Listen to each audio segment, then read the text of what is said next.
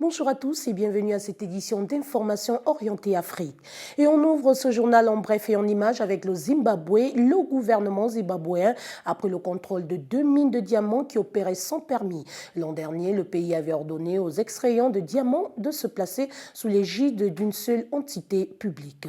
Et toujours en bref et en images, direction l'Afrique du Sud, l'opposition critique le nouveau budget. Le ministre des Finances sud-africain, Pravin Gordhan, a présenté hier un budget teinté d'austérité dans lequel il prévoit des augmentations d'impôts et une réduction des dépenses publiques afin d'éviter une dégradation de la note de la dette du pays. Selon l'opposition, ce budget ne permet pas de faire face à la crise.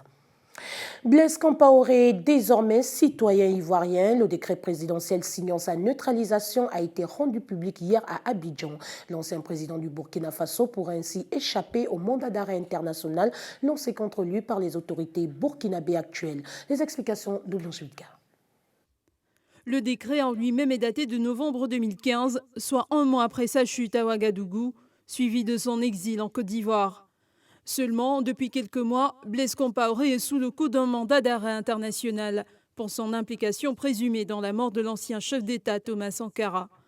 Cette naturalisation vient donc en rebondissement dans cette affaire, car il apparaît désormais clairement impossible pour la Côte d'Ivoire de procéder à son extradition. François Compaoré est l'autre bénéficiaire d'une naturalisation. Il s'agit du petit frère de Blaise Compaoré, exilé lui aussi en Côte d'Ivoire.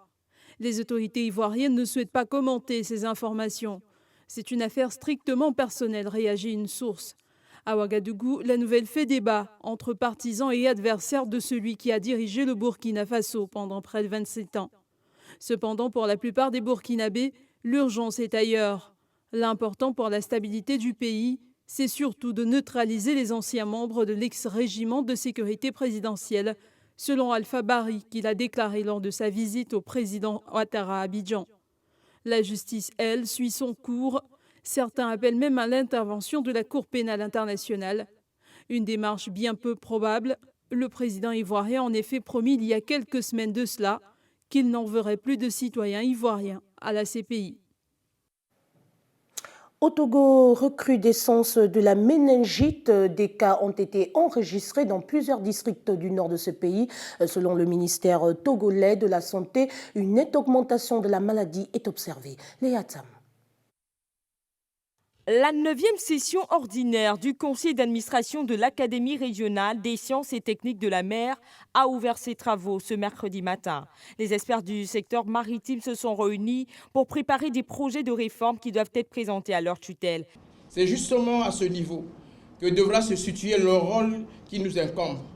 Certes, la décision ne nous appartient pas, puisqu'il nous revient de la préparer et de la faire mettre en application. Alors prenons le courage de briser les tabous du passé. Tous les prétextes tendant à se cacher derrière la souveraineté des États sont à proscrire parce que nous aimons la mer et ce qu'elle nous apporte à tous et surtout aux générations futures est plus important.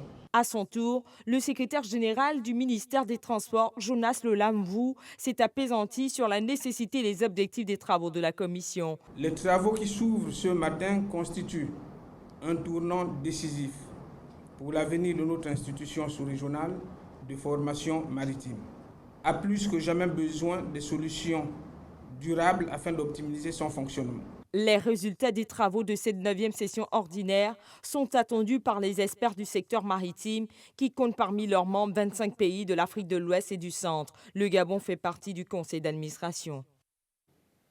L'un des candidats à la présidence de la Fédération internationale de football, Gianni Infantino, a estimé que c'est le moment ou jamais pour l'avenir de l'instance gouvernementale du football mondial. Armel Djouibougou. Ancien compagnon de prison de Nelson Mandela, ex-animateur de télévision devenu richissime homme d'affaires, le Sud-Africain Tokyo Sexwale rêve de devenir le premier président africain à la tête de la FIFA, mais cette mission semble quasi impossible après une campagne terne. Ambitieux et charismatique, le candidat de 62 ans s'est longtemps présenté comme l'homme du changement, lui qui n'a jamais occupé le moindre poste dans l'exécutif de l'instance du football mondial. Davantage connu pour son engagement politique et son sens des affaires, ses partisans estiment qu'il aurait le mérite d'apporter du sang neuf dans une FIFA rongée par un retentissant scandale de corruption. Depuis son entrée en lice, sa campagne n'a pourtant jamais vraiment décollé. Et depuis février, la Confédération africaine de football a publiquement annoncé qu'elle soutiendrait le Cheikh Salman pour l'élection de vendredi à Zurich. Selon une source interne, même la Fédération sud-africaine de football pourrait choisir un autre candidat que Tokwe Sekwale. Sans le soutien de son propre continent qui a choisi Cheikh Salman, la candidature de Moussima Gabriel Sekwale, surnommé Tokyo dans sa jeunesse pour sa passion pour le karaté, est devenue presque anecdotique et le candidat se dirige vers un échec cuisant. Voilà, nous sommes arrivés au terme de ce flash d'information Afrique. Merci de votre fidélité et bonne suite de programme sur Canal 7.